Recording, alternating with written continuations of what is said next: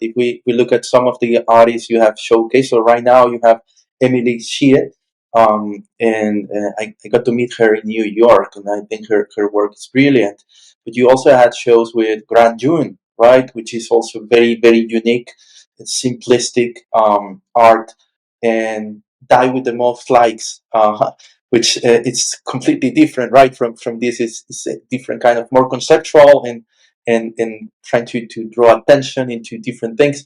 So can you tell us a bit about those events? Because it's not only the product you mentioned, right? The 30 days. You also run different events, different shows. So can you tell us, maybe we can start with the one with Die with the Most Likes, because that was happening physically in Marfa, but the internet was going crazy, right? Everybody was looking at the photos, looking at what was happening there. So can you tell us a bit about that? What happened there? How was that experience?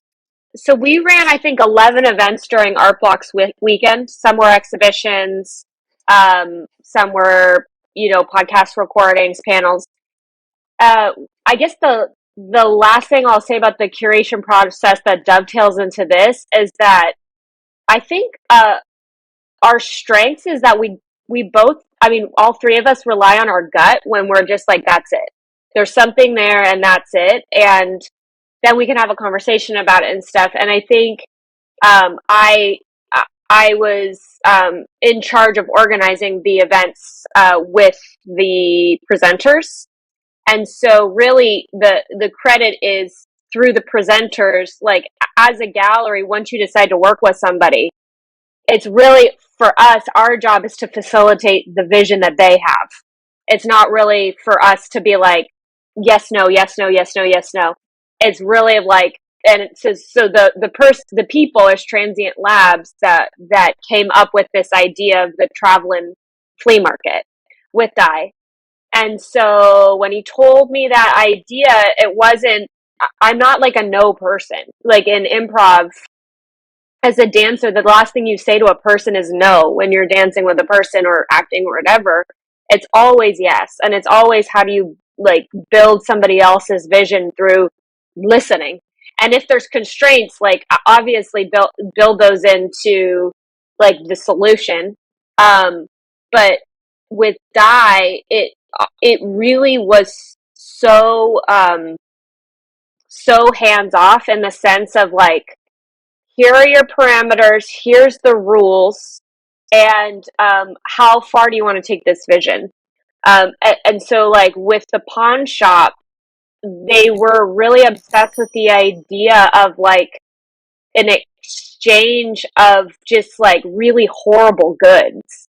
And it became a performance art piece, and in a way that I don't think any of us imagined, like, how interesting that it got, where people brought like tires from the side of the road to barter with Dye in exchange for another sort of, for lack of a word, like piece of shit, honestly, where it's like, there were like porn books and stuff like that, like these grotesque images, to just bring up a dialogue about excess and exchange and what do all these, like, these imbued products mean to people.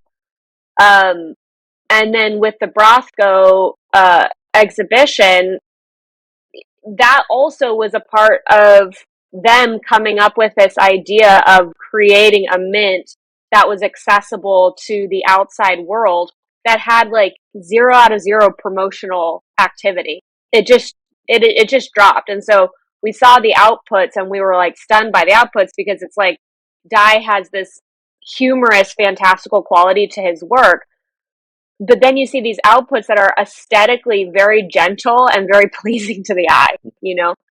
So I think we're all really excited to have all those juxtapositions all happening at the same time. I'll just add, you touched on it already, but when you both Transient and Dye have this quality where they know where the lines are, and then they know exactly how to break them in ways that are interesting.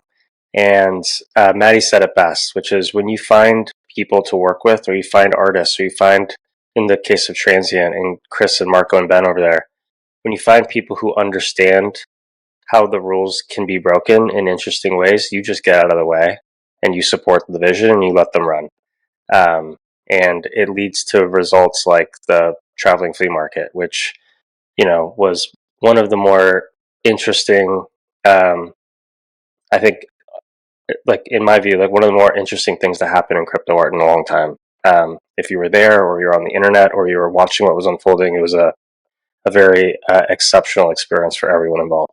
Yeah, maybe to add, like one of the ideas that we touched on at the beginning of the conversation was that Glitch is intertwining these digital and physical spaces. And I think the Art Blocks weekend is this pinnacle of really, I mean, of course, a celebration of on-chain generative art, but also just more broadly a celebration of digital culture, crypto culture. And that event in particular, the Die with the Most Like events, I think sort of like really pioneering what's possible at this weird intersection of like the physical and the digital in an experimental, artistic and fun way.